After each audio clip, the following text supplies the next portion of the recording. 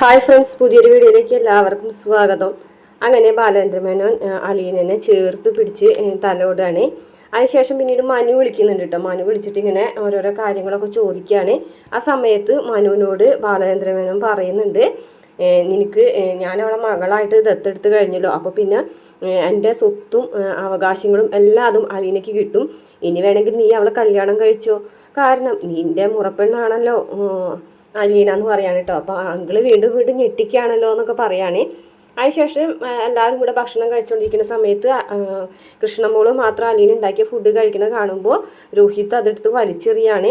ഇത് കണ്ടുകൊണ്ട് താഴത്തേക്ക് വരുന്ന ബാലേന്ദ്രൻ രോഹിത്തിൻ്റെ മുഖത്തടിക്കുന്നുണ്ട്. എന്നിട്ട് പറയാണ്, ഇവിടെ അലീന വെച്ച ഭക്ഷണം കഴിക്കാൻ ആഗ്രഹമുള്ളവർ മാത്രം കഴിച്ചാൽ മതി, അല്ലാത്തവർ കഴിക്കണ്ട. പക്ഷെ ഇതുപോലെ വലിച്ചെറിയാനും ഉടയ്ക്കാനൊക്കെയാണ് തീരുമാനം എന്നുണ്ടെങ്കിൽ വിവരം അറിയുന്നൊക്കെ പറഞ്ഞിട്ട് നല്ലൊരു അടി കൊടുക്കുന്നുണ്ട്. ഇത് കണ്ടിട്ട് നമ്മുടെ വൈജയന്തിയും ബാപ്പിതയും എല്ലാവരും ഞെട്ടിത്തരിച്ച് നിൽക്കാനിട്ടോ. എല്ലാവർക്കും അലീനോട് കടുത്ത ദേഷ്യം വരികയാണ്.